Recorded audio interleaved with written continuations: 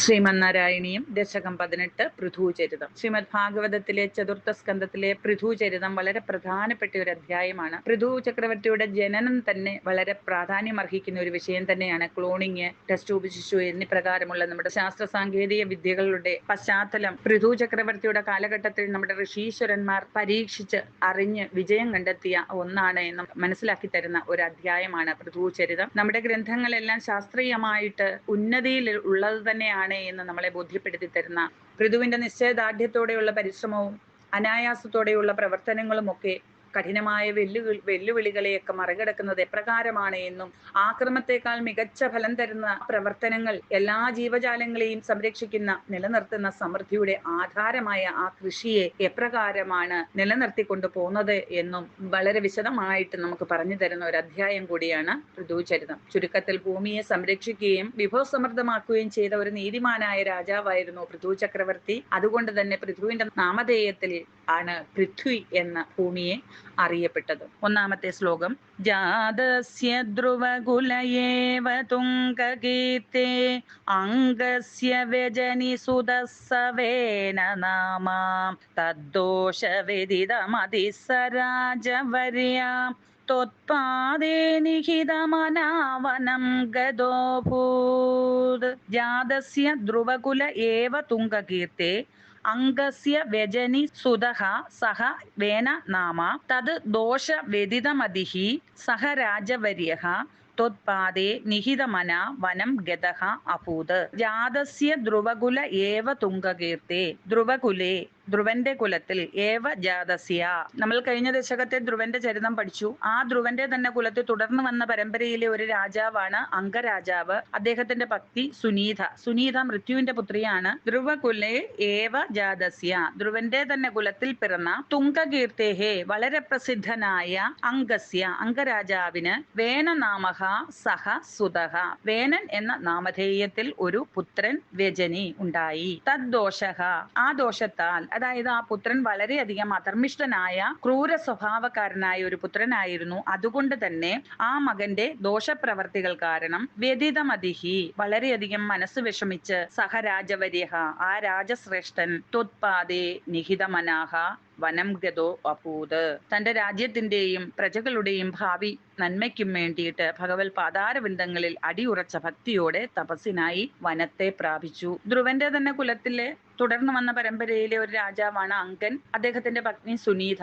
ഇവർക്ക് വളരെയധികം കാലം പുത്രസൗഭാഗ്യം ഉണ്ടാകാതെ ഇരുന്ന് ഒടുവിൽ പുത്രകാമേഷ്ടി യാഗം നടത്തി. ആ യാഗത്തിൽ നിന്ന് ഉയർന്നു വന്ന ഹവിസ് ഭക്ഷിച്ചാണ് ഒരു പുത്രൻ ഉണ്ടായത്, വേനൻ. പുത്രകാമേഷ്ടി യാഗത്തിലൂടെ ലഭിച്ച സന്താനം ഇപ്രകാരം അധർമ്മിഷ്ഠനായി പോയത് എന്ത് എന്ന് ഭാഗവതത്തിൽ പറയുന്നു. ആ ഹവിസ് അംഗരാജാവിന്റെ കയ്യിൽ കിട്ടിയപ്പോൾ അതിന്റെ ആ ഒരു നറുമണത്താൽ അദ്ദേഹം അതിനെ മണത്തു നോക്കുകയുണ്ടായി. അതിനാൽ ആ പായസം അശുദ്ധമായി പോവുകയും ചെയ്തു. അശുദ്ധമായ പായസം കഴിച്ചതിനാലും മൃത്യുവിന്റെ ദൗഹിത്രനായതിനാലുമാണ് വേനൻ ഇപ്രകാരം അധർമ്മിഷ്ഠനായി പോയത് എന്ന് ഭാഗവതത്തിൽ പറയുന്നുണ്ട്. അങ്ങനെ അംഗരാജാവ് പുത്രനെ നേരാം വഴിക്ക് നടത്തുവാനായി പല വഴിക്ക് ശ്രമിച്ചു നോക്കി. തന്റെ ശ്രമങ്ങളെല്ലാം പാഴായി പോകുന്നു എന്ന് കണ്ട് മനസ്സ് മരവിച്ചിട്ട് അദ്ദേഹം വീണ്ടും തന്റെ രാജ്യത്തിന്റെയും പ്രജകളുടെയും ഭാവി എപ്രകാരമായിരിക്കുമെന്ന് ചിന്തിച്ച് ഭഗവത് പാതാരവിന്ദങ്ങളിൽ അടിയുറച്ച ഭക്തിയോടെ തപസ്സിനായി കാട്ടിലേക്ക് പോയി എന്ന് പറയുകയാണ് ഈ ഒരു ശ്ലോകത്തിൽ. ജാതസ്യ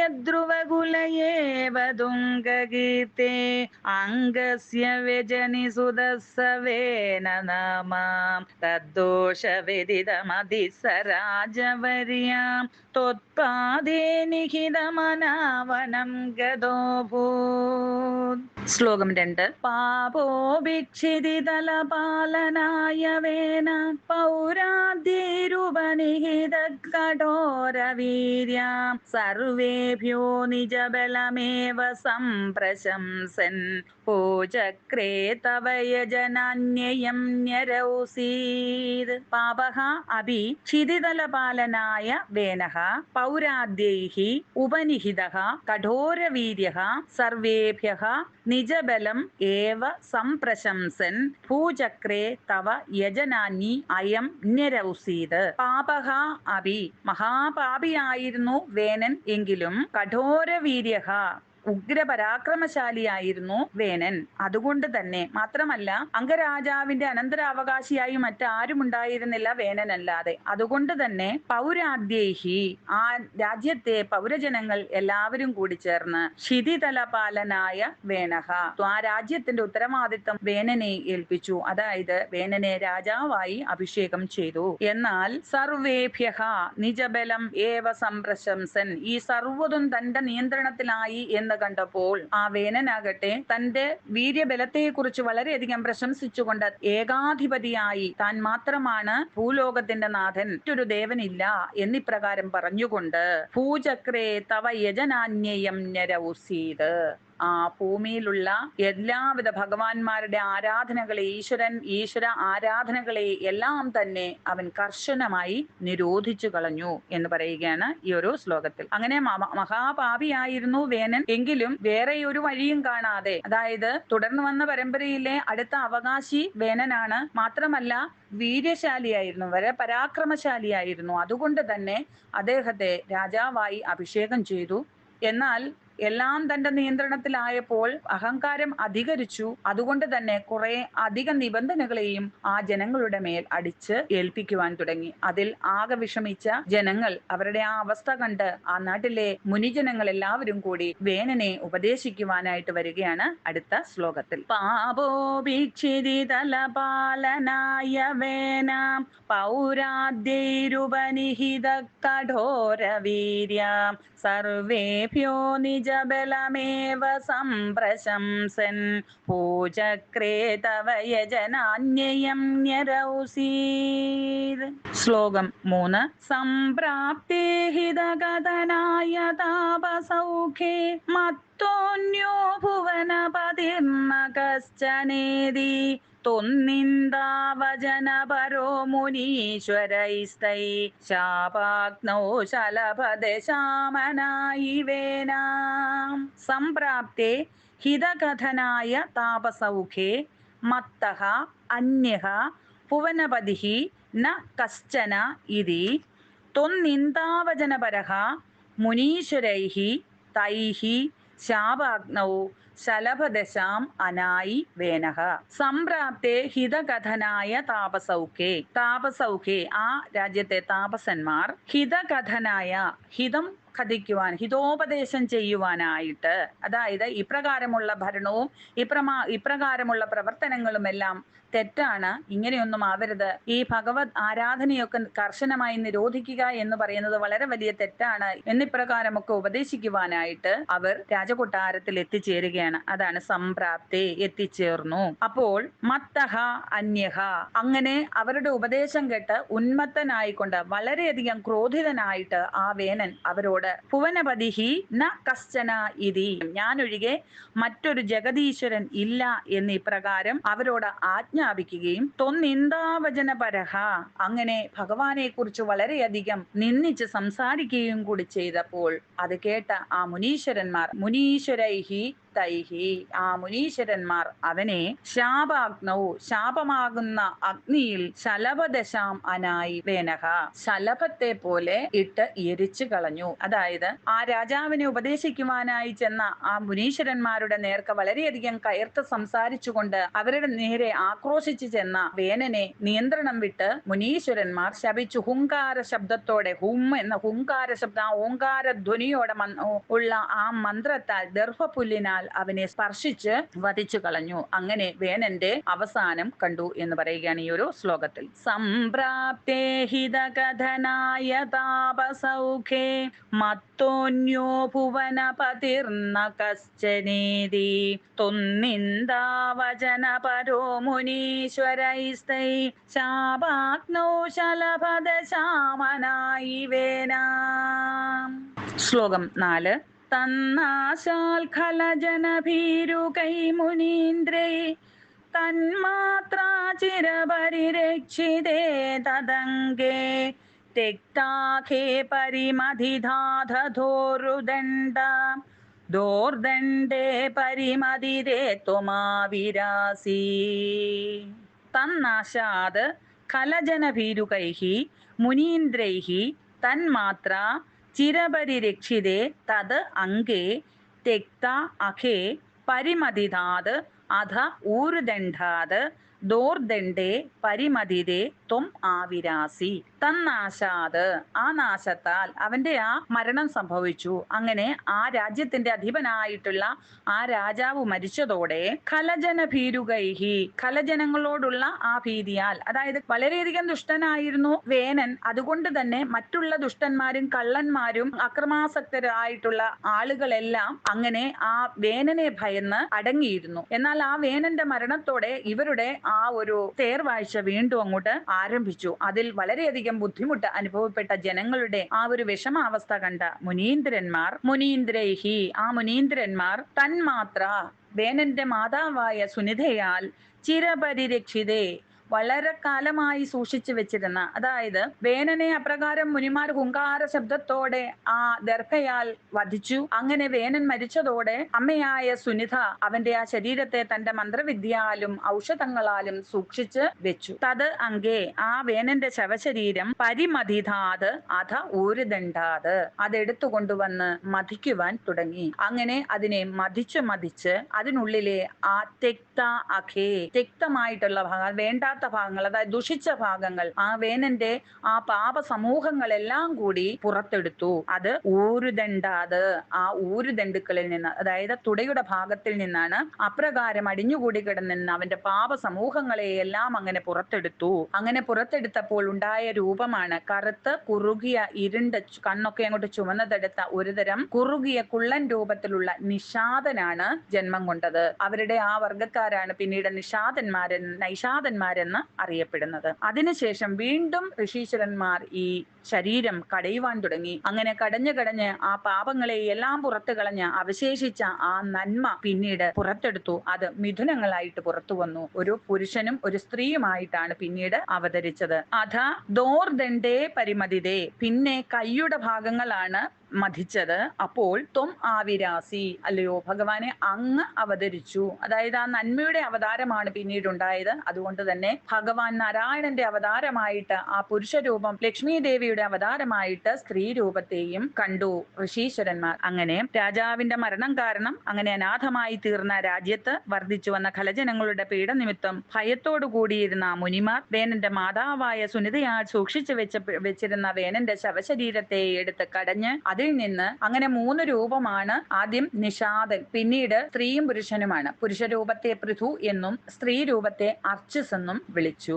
തന്നാശാൽ ഖലജന ഭീരുകൈ മുനീന്ദ്രേ തന്മാത്രാ ചിരപരിരക്ഷിതേ തദംഗേ തെക്താഘേ പരിമതിതാധോരുദണ്ഡാത് ദോർദണ്ഡേ പരിമതിതേ ത്വമാവിരാസി. ശ്ലോകം 5. വിഖ്യാത പ്രിദുരിതി താപസോപദിഷ്ടൈ സൂതാദ്യൈ പരിണുത ഭാവി ഭൂരിവീര്യ വേനാത്യാ കബളിത സമ്പദം ധരിത്രീം ആക്രാന്താം നിജധനുഷാ സമാമകാർഷീ.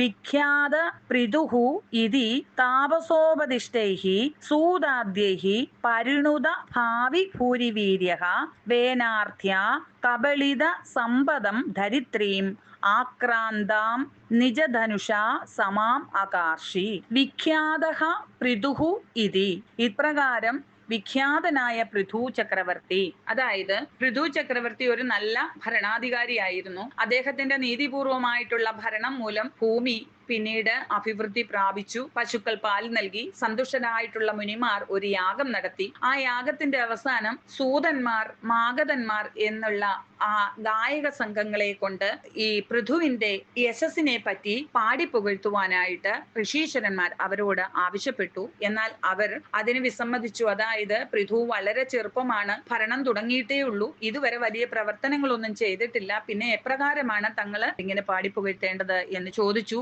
അപ്പോൾ ഋഷീശ്വരന്മാർ അവർക്ക് ആ ത്രികാല ജ്ഞാനം കൊടുക്കുകയാണ്. കാരണം തുടർന്ന് ഇപ്രകാരമാണ് ഇദ്ദേഹം ചെയ്യാൻ പോകുന്നതെന്നുള്ള അറിവ് നേടുവാനുള്ള ആ ഒരു ജ്ഞാനത്തെ, ആ ഭാവി കാണുവാനുള്ള ആ ഒരു കഴിവ് അവർക്ക് നൽകി. അങ്ങനെ അവർ പൃഥുവിന്റെ ആ ഭാവി മഹത്വങ്ങളെല്ലാം ആലപിച്ച് ഈ ഗാനം എല്ലാ ദിശകളിലേക്കും വ്യാപിക്കുകയും ചെയ്തു എന്ന് പറയുകയാണ് ഈ ഒരു ശ്ലോകത്തിൽ. അതാണ് വിഖ്യാതഃ പൃഥുഹു ഇതി. അങ്ങനെ വിഖ്യാതനായ ആ പൃഥു ചക്രവർത്തി താപസോപദിഷ്ടൈഹി, താപസന്മാരുടെ ഉപദേശപ്രകാരം സൂതാദ്യൈഹി, സൂതന്മാരാൽ, സൂതാദിവൃന്ദങ്ങൾ അതായത് സ്തുതിപാഠകന്മാരാൽ പരിണുത ഭാവി ഭൂരിവീര്യഹ, വളരെ പരാക്രമശാലിയായി തീരും എന്ന്, തുടർന്ന് ഭാവിയിൽ പൃഥു ചക്രവർത്തി എപ്രകാരമൊക്കെ ആയി തീരും എന്ന് പാടി സ്തുതിച്ചു.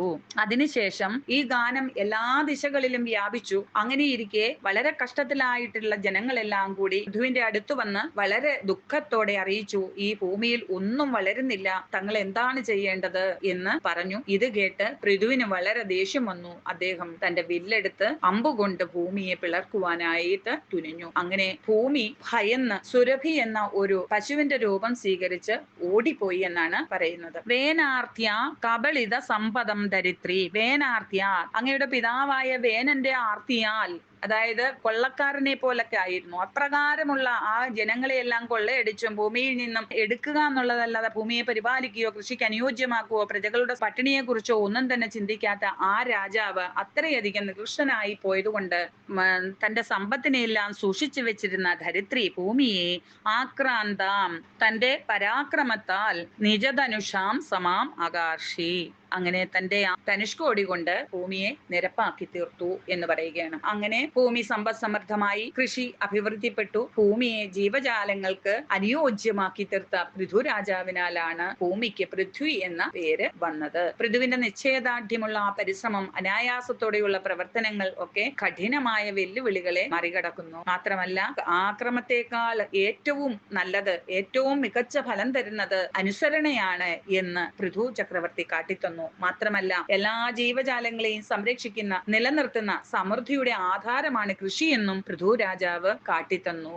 അങ്ങനെ ചുരുക്കത്തെ ഭൂമിയെ സംരക്ഷിക്കുകയും വിഭവസമൃദ്ധമാക്കുകയും ചെയ്ത ഒരു നീതിമാനായ രാജാവായിരുന്നു പൃഥു ചക്രവർത്തി എന്ന് പറയുന്നു ഈ ഒരു ശ്ലോകത്തിൽ. വിഖ്യാത പൃഥുരിതി താപസോപദിഷ്ടൈ സൂതാദ്യൈ പരിണുത ഭാവി ഭൂരി വീര്യ വേനാർത്ഥ്യ കബളിത സമ്പദം ധരിത്രീം ആക്രാന്താം നിജധനുഷാ സമാമകാർഷി.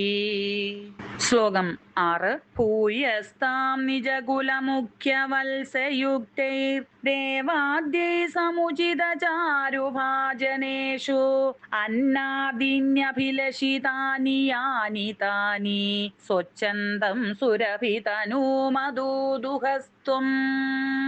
ഭൂയഃ താം നിജകുല മുഖ്യ വത്സയുക്തൈഃ ദേവാദ്യൈഃ സമുചിത ചാരുഭാജനേഷു അന്നാദീനി അഭിലഷിതാനി യാനി താനി സ്വച്ഛന്തം സുരഭിതനൂം അദൂദുഹ ത്വം. ഭൂയഃ താം, പിന്നീട് അങ്ങനെ പൃഥു ചക്രവർത്തിയായ അല്ലയോ ഭഗവാനെ അങ്ങ് നിജകുല മുഖ്യ വത്സയുക്തൈഹി, നിജകുലം അതാത് കുലത്തിന്റെ മുഖ്യന്മാരെ, ആ കുലത്തിന്റെ മുഖ്യന്മാരെ വത്സമാക്കിക്കൊണ്ട്, അതായത് പിന്നീട് ഭൂമിദേവി ഇപ്രകാരം പറഞ്ഞു, അങ്ങനെ ഭൂമി സമനിരപ്പാക്കി കഴിഞ്ഞാൽ ഭൂമിയിൽ ചെയ്യുന്നതെല്ലാം പ്രയോജനം ചെയ്യുന്നതാണ്, അതിന് കൊടുക്കുന്ന വളവും വെള്ളവും എല്ലാം അതിന് കിട്ടും, അങ്ങനെ അത് കൃഷി യോഗ്യമായി തീരും, അങ്ങനെ സമ്പദ് സമൃദ്ധമായി തീരും. എന്നാൽ മറ്റുള്ള പദാർത്ഥങ്ങളെ ലഭിക്കണമല്ലോ, അതിനായിട്ട് ഭൂമി പറഞ്ഞു, ഞാൻ ആകെ നിർവികാരയായിരിക്കുകയാണ്, ഈ ക്രൂരന്മാരുടെ ക്രൂരതകളെല്ലാം അനുഭവിച്ച് ആകെ നിർവികാരമായിരിക്കുന്ന എന്റെ മനസ്സിനെ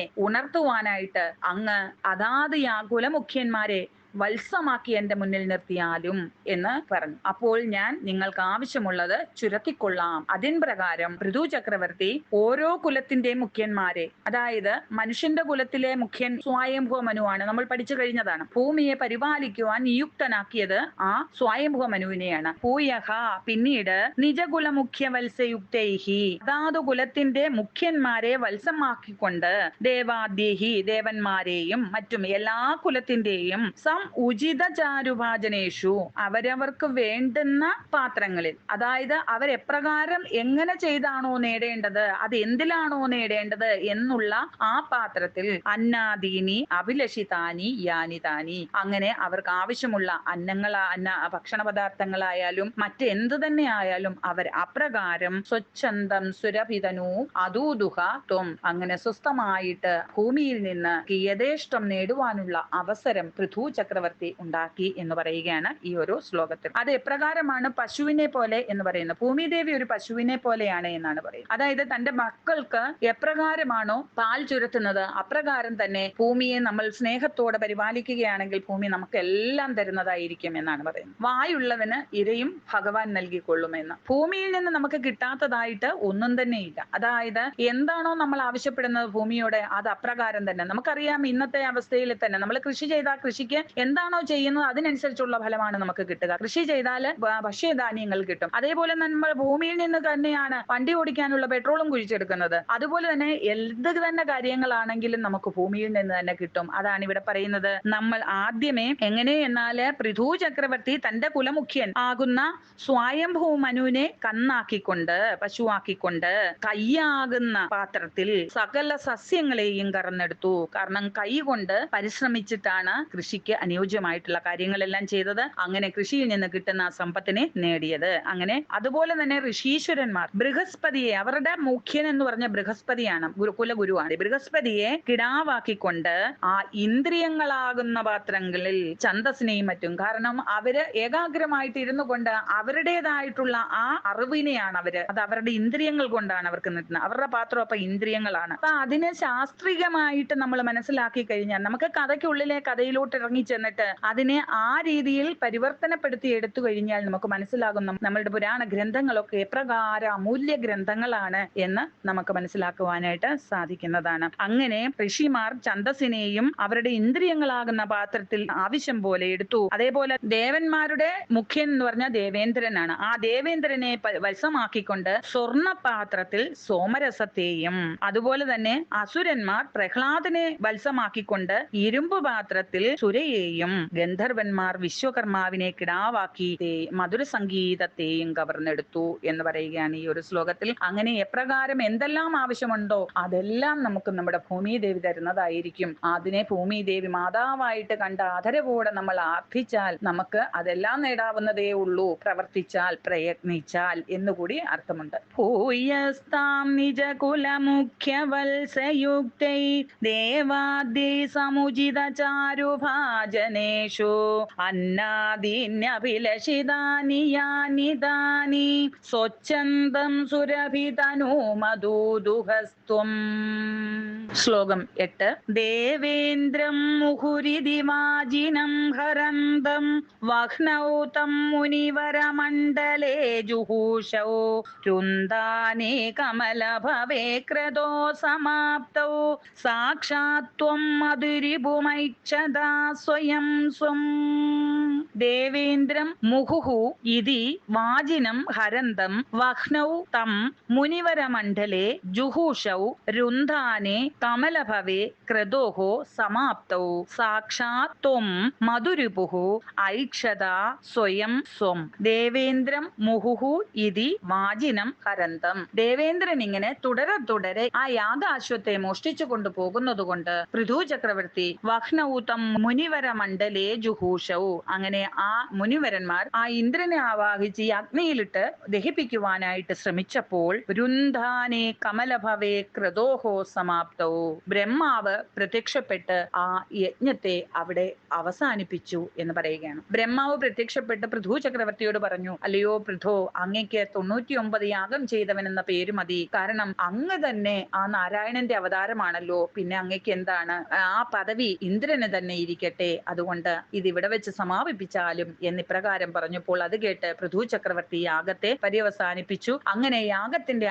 അവസാനം പൃഥു ചക്രവർത്തി സാക്ഷാത്വം, അല്ലയോ ഭഗവാനെ, അങ്ങയുടെ തന്നെ ആത്മാവായിരിക്കുന്ന ആ മധുരിപും ആ ഭഗവാൻ നാരായണനെ ഐക്ഷത സ്വയം സ്വം അഗ്നികുണ്ഡത്തിൽ പ്രത്യക്ഷത്തിൽ കാണുവാനായിട്ട് സാധിച്ചു എന്ന് പറയുകയാണ്. താൻ ഏത് ആത്മാവിന്റെ അംശമാണോ ആ പൂർണ്ണ രൂപത്തെ തനിക്ക് അങ്ങനെ ആ യാഗത്തിന്റെ പര്യവസാന സമയത്ത് കാണാൻ സാധിച്ചു എന്ന് പറയുകയാണ് ഈ ഒരു ശ്ലോകത്തിൽ. ദേവേന്ദ്രം മുഹുരിദിവാജിനം ഹരന്തം വഹ്നൗ തം മുനിവരമണ്ഡലേ ജുഹൂഷൗ രുന്ദാനേ കമലഭവേ ക്രതോ സമാപ്തൗ സാക്ഷാത്വം മധുരിപുമൈക്ഷതാ സ്വയം സ്വം. ശ്ലോകം 9. തദ്ദത്തം വരമുപലഭ്യ ഭക്തിമേകാം ഗംഗാം ദേവിഹിത പദകഥാപി ദേവാം സത്രസ്തം മുനിനിവഹം ഹിതാനി ശംസൻ ഐശിഷ്ടാസനകമുഖാൻ മുനീൻ പുരസ്താത്. തത് ദത്തം വരം ഉപലഭ്യ ഭക്തിം ഏകാം ഗംഗാ അന്തേ വിഹിതപദഃ കഥാപി ദേവ സത്രസ്തം മുനിനിവഹം ഹിതാനി ശംസൻ ഐശിഷ്ട സനകമുഖാൻ മുനീൻ പുരസ്താത്. ഹേ ദേവ, അല്ലയോ ഭഗവാനെ, തത് ദത്തം ഭഗവാൻ നൽകപ്പെട്ട, അങ്ങനെ ഭഗവാനിൽ നിന്ന് ദത്തമായ ആ വരം, ഏകാം ഭക്തിയും ആ ഭഗവാനിലുള്ള ആ ഭക്തി ഒന്നു മാത്രം വരം ഉപലഭ്യ വരമായി വാങ്ങിയിട്ട് കഥാപി ഒരിക്കൽ ഗംഗാന്തേ ഗംഗാനദീതീരത്ത് വിഹിതപദഹാത്വം അങ്ങനെ ഇരുപ്പുറപ്പിച്ച അങ്ങ്, അതായത് സത്രസ്തം 100 ദിവസം നീണ്ടു നിൽക്കുന്ന ഒരു സത്രമാണ്. അങ്ങനെ ആ സത്രത്തിൽ മുനിനിവഹം ആ സത്രത്തിൽ എത്തിച്ചേർന്ന മുനിമാർക്ക് ഹിതാനി ശംസൻ ഹിതോപദേശം ചെയ്തുകൊണ്ടിരിക്കുന്ന ആ അവസരത്തിൽ പുരസ്താത് തന്റെ മുന്നിൽ സനകമുഖാൻ ആ സനകാദി മഹർഷിമാരെ ഐശിഷ്ടാഹ കാണുവാനിടയായി. അങ്ങനെ ഒടുവിൽ എല്ലാറ്റിൽ നിന്നും വിട്ടൊഴിഞ്ഞ് ഗംഗാതീരത്തൊരു മഹാസത്രം നടത്തുവാനായിട്ട് തീരുമാനിച്ചു.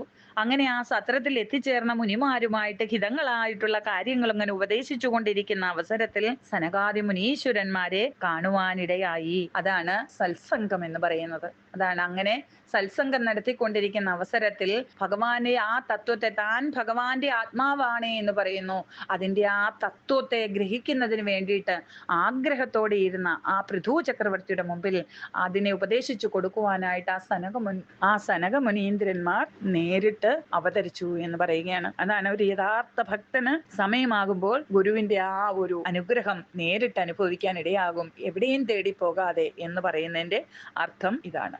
തദ്ദത്തം വരമുപലഭ്യ ഭക്തിമേകാം ഗംഗാന്തേ വിഹിതപദകഥാപി ദേവാം സത്രസ്തം മുനിനിവഹം ഹിതാനി ശംസൻ ഐശിഷ്ടാസനകമുഖാൻ മുനീൻ പുരസ്താത്.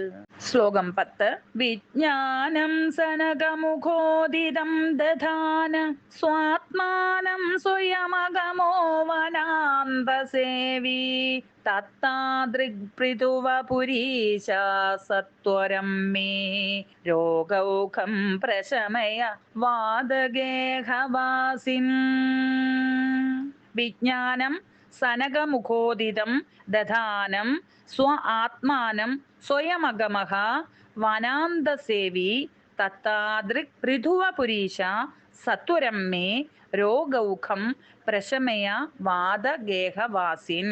വിജ്ഞാനം സനകമുഖോദിതം ദധാനം, സനകാദി മുനിമാരാൽ ഉപദേശിക്കപ്പെട്ടതായിട്ടുള്ള ആ ബ്രഹ്മജ്ഞാനത്തെ വേണ്ട പോലെ മനസ്സിലാക്കിയിട്ട് സ്വാത്മാനം സ്വയമഗഹോ വനാന്തസേവി, അങ്ങനെ ആ രാജ്യഭരണവും ഒക്കെ ഉപേക്ഷിച്ചിട്ട് സന്യാസത്തിനായിട്ട് തപോവനത്തിലേക്ക് പ്രവേശിച്ചു. അങ്ങനെ അവിടെ ചെന്ന് സ്വന്തം ആത്മാവാണെന്ന് അറിഞ്ഞുകൊണ്ട് തന്നെ ആ ആത്മാവിനെ വിളിച്ചു വരുത്തി ആത്മാവിലേക്ക് പ്രവേശിച്ചു. അങ്ങനെ അവിടെ ഇരുന്ന് തപസ് ചെയ്ത് അവസാനം എല്ലും തോലുമായി അത്രമാത്രം അങ്ങ് ക്ഷീണിച്ച് അവസാനം ആ ഭഗവാനിലേക്ക് ചേർന്നു. കൂടെ ഉണ്ടായിരുന്ന അർച്ചിസ് ചിത കൂട്ടിക്കൊണ്ട് തന്റെ പതിയുടെ ആ ദേഹത്തെ ആ തീക്കുള്ളിലിട്ട് ദഹിപ്പിച്ചു. അതോടൊപ്പം തന്നെ താനും ആ തീക്കുള്ളിൽ ചാടി അങ്ങനെ രണ്ടുപേരും സ്വന്തം ആത്മാവിനെ പ്രാപിച്ചു എന്ന് പറയുകയാണ് ഈ ഒരു ശ്ലോകത്തിൽ. അങ്ങനെ അഹം ബ്രഹ്മാസ്മി എന്ന് ആ അനുഭവത്തെ അനുഭവിച്ചറിഞ്ഞ ആ പൃഥു ചക്രവർത്തിയായിരിക്കുന്ന അല്ലയോ ഭഗവാനെ, അതാണ് തത്താദൃങ് പൃഥുവപുരീശ, ആ സ്വന്തം ആത്മാവിനെ തന്നെ അറിഞ്ഞ ആ പൃഥുവപുരീശ സത്വരം മേ, അങ്ങ് എത്രയും പെട്ടെന്ന് എന്റെ ഈ രോഗൗഖം, എന്റെ ഈ രോഗങ്ങളെ കൂടി പ്രശമയ വാദഗേഹവാസിൻ. ഗുരുവായൂരപ്പ, പ്രകാരമൊക്കെ അങ്ങ് എന്തെല്ലാം കാര്യങ്ങളാണോ ചെയ്യുന്നത്, അപ്രകാരമൊക്കെയുള്ള അങ്ങ് എന്നെ എന്താണ് കാണാതിരിക്കുന്നത്? എന്റെ രോഗങ്ങളെ ദുഃഖങ്ങളെ കൂടി നിവാരണം ചെയ്ത് എനിക്കും കൂടെ ആശ്വാസം നൽകിയാലും ഭഗവാനെ എന്ന് പ്രാർത്ഥിച്ചുകൊണ്ട് മേൽപ്പത്തൂർ ഈ ഒരു ദശകം ഇവിടെ അവസാനിപ്പിക്കുന്നു. വിഖ്യാത പ്രിദുരിതി താപസോപദിഷ്ടൈ സൂതാദ്യൈ പരിണുത ഭാവി ഭൂരി വീര്യ വേനാർധ്യാ കബളിത സമ്പദം ധരിത്രീം ആക്രാന്താം നിജധനുഷാ സമാമകാർഷി. സർവത്ര ഗോവിന്ദ നാമ സങ്കീർത്തനം ഗോവിന്ദ ഗോവിന്ദ.